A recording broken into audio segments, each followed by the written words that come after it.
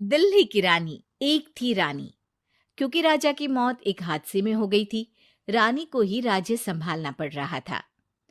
रानी का नाम था रानी रश्मिवती। रानी ईमानदार थी और प्रजा की सेवा में लगी रहती थी। एक दिन उसके दरबार में 3 नौजवान आए, रमेश, सुरेश और दिनेश। कहो, क्या सहायता कर सकती हूँ मैं तुम्हारी? हम आपके दरबार में काम करना चाहते हैं ताकि जनता की सेवा कर सके। लेकिन अभी तो तुम्हारी उम्र बहुत छोटी है। तुम लोगों को तो अभी अपनी पढ़ाई पर ध्यान देना चाहिए। हमारा मन पढ़ाई में नहीं लगता। माता पिता को लगता है कि हम किसी के लायक नहीं हैं और हम साबित करना चाहते हैं कि हम लायक हैं। उत्साह बहुत अच्छा है, मगर अभी उम्र कच्ची है तुम लोगों की। अरे उम्र से क्या होता है रानी जी?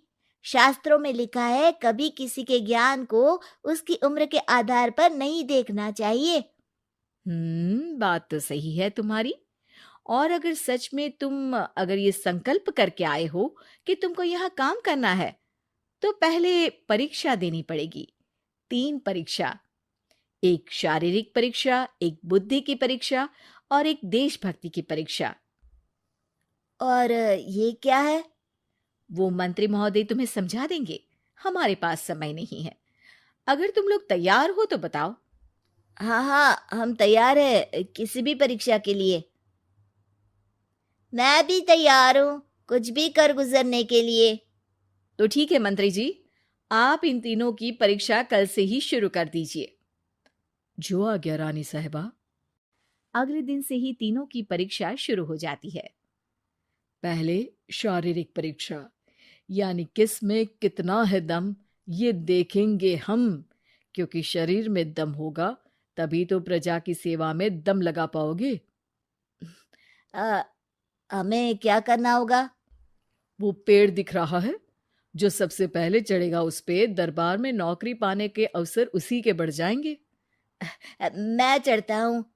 अरे रुको रुको, गिनती गिनने दो। 1, 2, 3।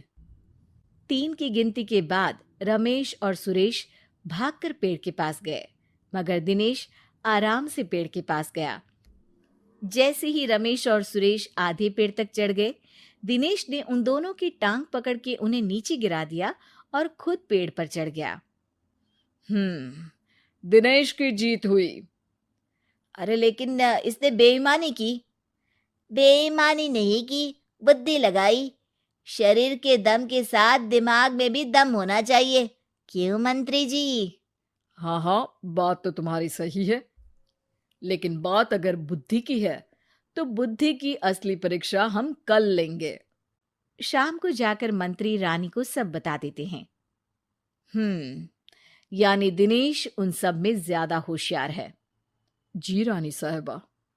अगले दिन तीनों की बौद्धिक परीक्षा का समय होता है। आज हमें क्या करना है मंत्री जी? थोड़ा सब्र करो, कल जल्दबाजी में ही हारे थे तुम। सही कह रहे हैं मंत्री जी। अरे तू क्यों ज्यादा बोल रहा है? तू भी तो हारा था ना कल। ए दिनेश, ज्यादा होशियार मत बन। अरे अरे अरे, लड़ो मत। आज की परीक्षा पर ध्यान दो। आज की बौद्धिक परीक्षा में ये कुछ बोरे हैं, कुछ में नमक है और कुछ में रुई। जिसको जो ले जाना है उठा लो। देखते हैं कि कौन जल्दी से कोई भी एक बोरा नदी के उस पार लेकर जाता है। समय शुरू होता है अब। तीनों बोरों की तरफ बढ़ते हैं। सुरेश, नमक की बोरी भारी है, ले जाने में मुश्किल होगी। हाँ हाँ, सही कह रहा है। रुई हल्की है, हम दोनों रुई लेकर चलते हैं। अरे भाई, मैं तो नमक लेकर जाऊंगा। रमेश और सुरेश ये सोचकर हंसते हैं कि आज तो दिनेश हार ही जाएगा। दौड़ शुरू होती है। 1, 2, 3। तीनों नदी की तरफ भागते हैं। रुई में वजन कम होने के कारण रमेश और सुरेश आगे निकल जाते हैं और दिनेश थोड़ा पीछे।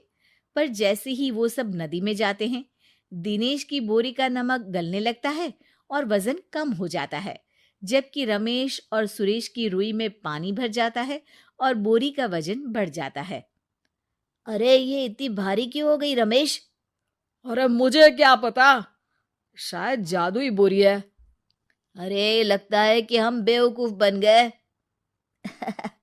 बने नहीं हो, तुम हो ही बेवकूफ।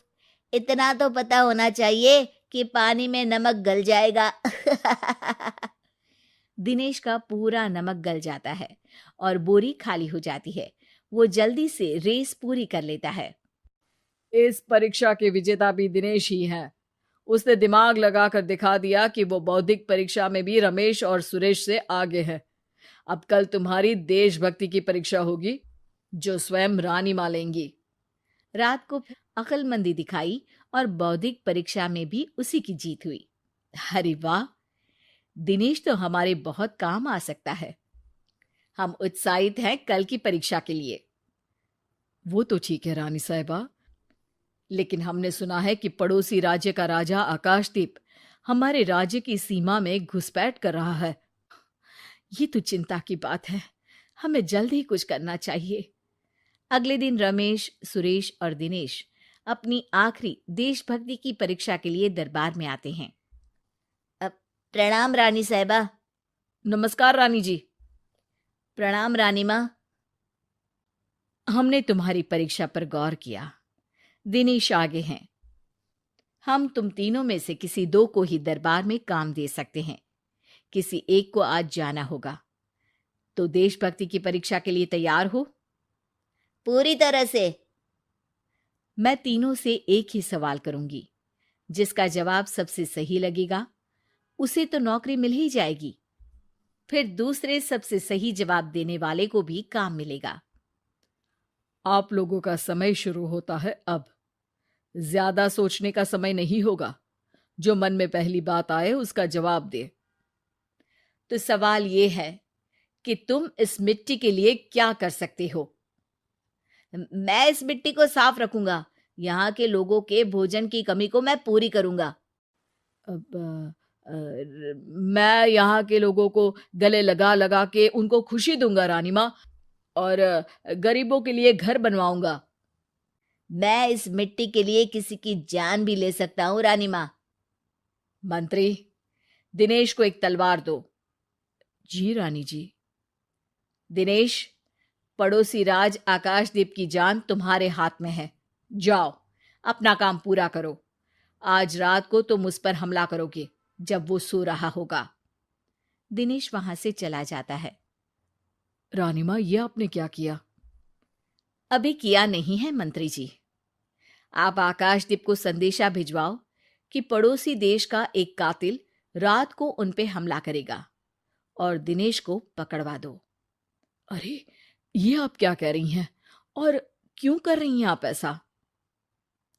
राजा को लगेगा कि हमने उसकी मदद की, उसकी जान बचाकर। वो हमारे राज्य का पीछा छोड़ देगा और हमारा एहसानमंद हो जाएगा। और दिनेश का क्या होगा? इस राज्य को दिनेश जैसे शातिर और लड़ाकू लोगों से ज्यादा जरूरत है, ऐसे लोगों की जो लोगों को खाना खिलाने की और खुश करने की बात करे। और ये गुण सुरेश और रमेश में है। इन्हें नौकरी दे दो। दिनेश बहुत चतुराई से नौकरी हड़पना चाहता था, जिसके लिए उसने रमेश और सुरेश जैसे दोस्तों का भी नुकसान किया। पर रानी ज्यादा चतुर निकली। उसने एक तीर से दो निशाने लगाए। दिनेश जैसे खूंखार युवक को राज्य से बाहर करवा दिया और पड़ोसी राजा आकाशदीप को अपना एहसानमंद कर लिया। पूरा दरबार रानी की जय जयकार